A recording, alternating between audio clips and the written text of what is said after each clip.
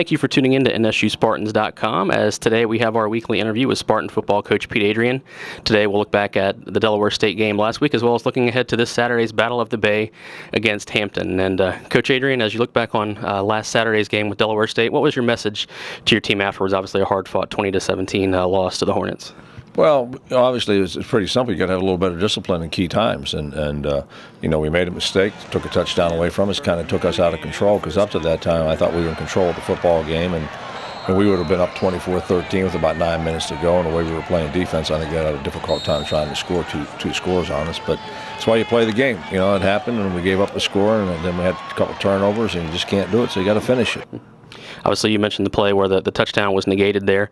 How difficult of a coaching or teaching moment is that for you? Obviously, you want your players to play with some enthusiasm and passion, and that was really could have been a turning point moment for the offense there. But at the same time, the kids were told before the year what the rules were this season. Well, and that was the same thing last season, the same rule. I mean, it was a correct call by the officials like that. You just never know what young men are thinking, that's all. I mean, for that to happen, that's the first time that's ever happened in my entire coaching career, and of course, unfortunately, it came at the wrong time, and it ends up hurting you. But there were other plays we had chances after that to score, and we got to try to make the best of it, and we didn't do it. So you just can't blame it on that play, but that certainly changed the tone of the game.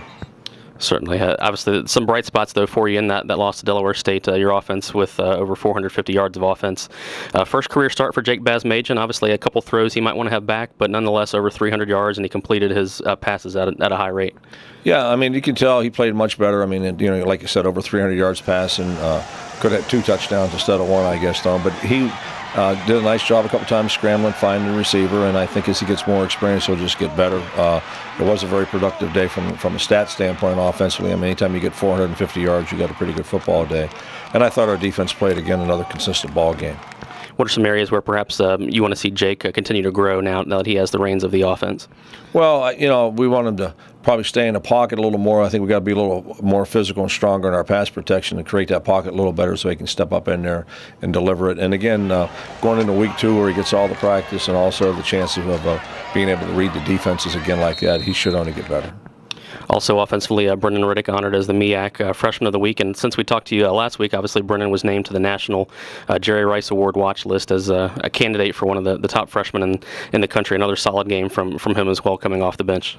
Yeah, it does. And, and he's able to he's a multi-person for us, as you well know. I mean, he might line up at quarterback, he might be the running back, or a lot of different things like that. He's able to throw the football, so it does give us a nice little change of pace weapon for us, particularly in certain situations. Another player who's really starting to, I think, find his role, obviously, for you is Lyndon Trail. Defensively came up with 2.5 tackles for loss and a sack. The Florida transfer continues to seem to grow in your defense. Right, and again, the word I like to use a lot is just called experience. He's getting more comfortable with it, understands it, and he's getting a lot of playing time, which is what you need to have. And again, he'll only get better. Looking ahead now, your team's 2-4 going into this ball game against a winless Hampton team.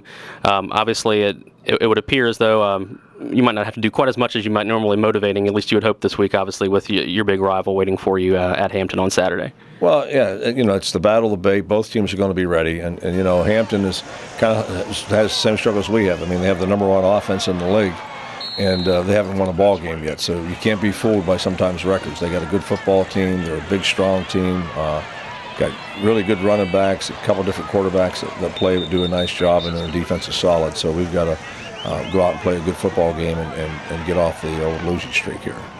What would be some of the keys, do you think, to your team getting the victory this Saturday at Hampton, a place that the Spartans haven't won actually since 1996? Well, we got to do what we haven't been able to do the last 4 weeks. We can't have 1 or 2 plays that turn the ball game around, whether it be a fumble or a turnover or a breakdown in coverage or something like that. We've got to play a solid football game mentally, and we also got to keep our kids relaxed because we don't want them pressing, because the kids are really playing hard for us, and that's what you want. Absolutely, Coach. Well, we wish you good luck this Saturday at Hampton. Kickoff is 1 p.m. at Hampton's Armstrong Stadium. If you can't make it there, as always, you can listen to the game on 102.1 FM and 1490 AM The Game. For more information on Spartan football, visit our website, NSUSpartans.com.